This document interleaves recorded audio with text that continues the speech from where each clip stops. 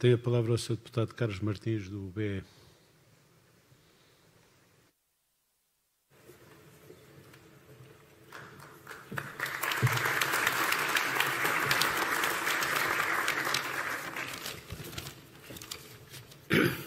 Muito bom dia. Digníssimo Carlos Albino, Sr. Presidente da Assembleia Municipal de Loulé, Senhoras e Senhores Deputados Municipais, Sr. Presidente da Câmara Municipal, Senhoras e Senhores Vereadores e restantes autarcas, excelentíssimos convidados, autoridades e dignatários, comunicação social, minhas senhoras e meus senhores. Há dias, nesta sala, Sérgio Godinho brindou-nos com as suas belas canções e, com um brilhozinho nos olhos, cantava: a liberdade está a passar por aqui. E hoje, em liberdade, aqui voltamos para festejar abril, acordados e enquanto houver pernas para andar. Como cidadão e militar de Abril, na altura na Escola Prática de Transmissões em Lisboa, sinto-me grato, emocionado e orgulhoso e saúdo todos os militares, oficiais, sargentos e praças que participaram restituindo a liberdade e criando condições para acabar com a guerra colonial. Aproveitar igualmente, como já o fez o Sr. Presidente da Assembleia Municipal, prestar homenagem a Joaquim Varinhos, ao político, autarca, professor e humanista, pelo trabalho desenvolvido em prol deste Conselho de Loulé, cuja ausência sentimos com saudade. Minhas senhoras e meus senhores, em nome do Bloco de Esquerda, saúdo todos os presentes e aqueles que nos acompanham na sessão comemorativa dos 48 anos de 25 de abril de 1974, neste ambiente de alegria e em liberdade, acompanhados com caravos vermelhos ao peito, símbolo da Revolução, de cara limpa e sem máscara. É tão bom voltar a ver os sorrisos estampados no rosto dos portugueses.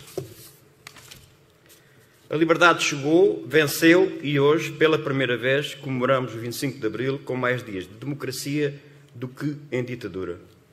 Os portugueses conheceram bem essa realidade, vivendo debaixo de um feroz ditadura fascista, privados durante 48 anos da liberdade e dos mais elementares direitos.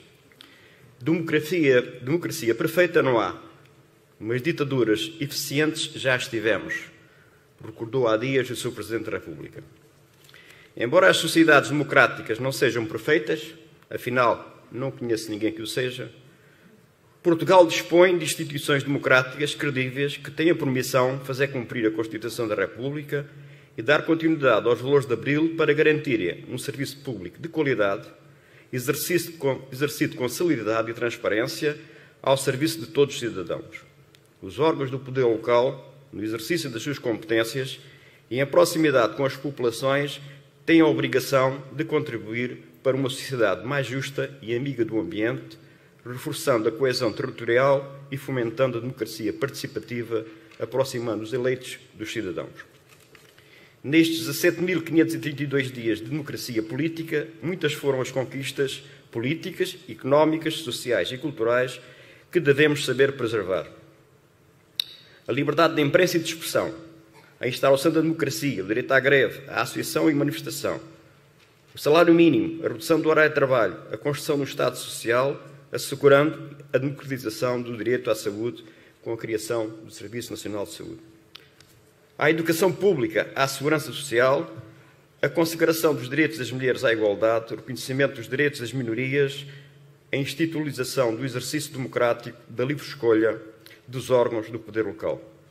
A constitucionalização do Estado de Direito Democrático, baseado na soberania popular, são hoje uma realidade que transformaram radicalmente o nosso povo de viver e de sermos povo.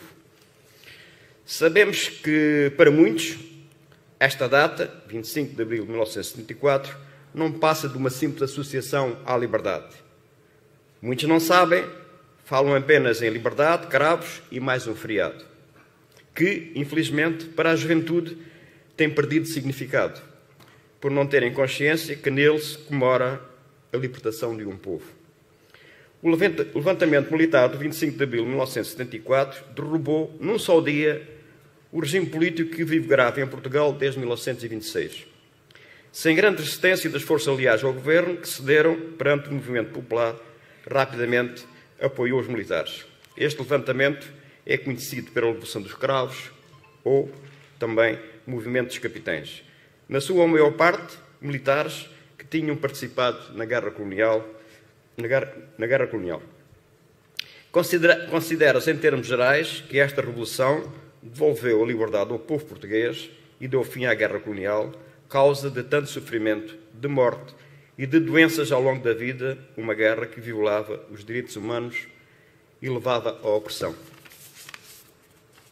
No dia 24 de abril, um grupo de militares instalaram secretamente no posto de comando do movimento, no quartel da Pontinha, e às 22h55 é transmitida a canção E Depois do Adeus, de Paulo de Carvalho, sendo um dos sinais previamente combinados que disputava a tomada de posições da primeira fase do golpe de Estado. O segundo sinal é dado às 0h20, ou quando foi transmitida a tão conhecida canção Grande da Miranda, brilhantemente executada nesta sala, de Zeca Afonso, pelo programa Limite da Rádio Renascença, que confirmava o golpe e marcava o início das operações. Está entre nós o fiel depositário dessa tão nobre senha, o ilustre lutano Carlos Albino, à época jornalista e orador convidado desta sessão. Muito obrigado. O golpe militar de 25 de abril é a única revolução no mundo que se conhece que, no dia em que afrontou o poder instalado de uma ditadura de 48 anos, não causou qualquer vítima mortal. Morreram, sim, meia dúzia de pessoas derivadas de outra situação quando foram provocadas para PIDE. Faz, portanto, hoje 48 anos. A Constituição da República Portuguesa garante o cumprimento dos valores de Abril e define os princípios como Portugal se deve reger nas relações internacionais, apontando para o desarmamento geral, a dissolução dos blocos políticos e militares, com vista à criação de uma ordem internacional capaz de assegurar a paz e a justiça nas relações entre os povos. A ofensiva militar em curso, iniciada pela Federação Russa sobre o Estado ucraniano, constitui, sob qualquer ponto de vista e de análise, uma invasão ilegal. Uma agressão intolerável à integridade territorial de um Estado soberano, uma ameaça direta à democracia, à paz e à segurança na Europa e no mundo, uma grosseira violação do direito internacional. Agora, vemos um Estado invadir outro, o que de facto nos deve levar a perguntar, como escreve Boaventura Sousa Fernandes Santos, como chegámos aqui? Aqui chegados no meio de uma guerra em direto, nos média, cheias de meias verdades e muitas falsidades, cumpre afirmar e reafirmar que a resolução diplomática dos conflitos deve ser efetuada sob a égide da ONU. A defesa das fronteiras internacionalmente reconhecidas, o direito dos povos, todos os povos, à autodeterminação, ao desenvolvimento, à justiça e à paz. Recentemente, na Assembleia Municipal de Lolé, manifestou de forma unânime e o seu obviamente inequívoco apoio ao povo ucraniano. A Europa está, como esteve Portugal, a tentar impedir a escalada do problema e a inundação do velho continente numa guerra inútil, sem origem nem fins claros, e Portugal pode bem ser inspiração, o mote para uma declaração de paz. Esta situação tem que ser encarada com realismo e coragem, pois pensamos que ela corresponde não só aos verdadeiros interesses dos povos europeus, como ao seu autêntico destino histórico e aos seus mais altos ideais da justiça e da paz.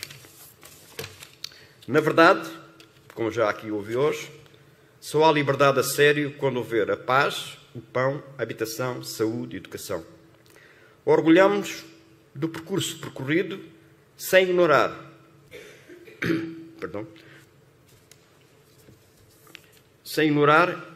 de que muito ainda há para fazer para tornar Portugal num país mais desenvolvido, com mais justiça social, maior dignificação do trabalho e das relações laborais, com mais direitos, melhores salários e menos precariedade.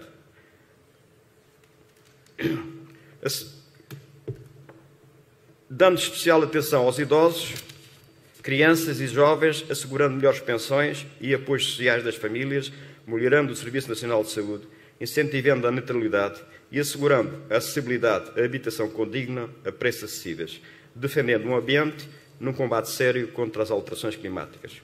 Somos todos convocados para a construção da democracia plena, onde a democracia representativa, conjugada com o pleno exercício da cidadania, reforçando a democracia participativa, onde cada português exerce o direito de decidir e expressar, contribuindo para a invenção do dever coletivo. Estaremos nesta luta sempre inacabada e permanente, vencendo a indiferença e o conformismo, onde esperamos contar com a participação ativa e empenhada de todos os municípios e de cada um dos autarcas eleitos no nosso concelho. Deixo-vos como iniciei, em liberdade, citando Sérgio Godinho: vivemos tantos anos a viver pela calada, só se pode ter tudo, quando não se deve nada. Só há liberdade a sério quando houver paz, pão, habitação, saúde e educação, e também só há liberdade a sério quando houver liberdade de mudar e decidir. Viva a liberdade, viva o 25 de Abril, sempre. Muito obrigado.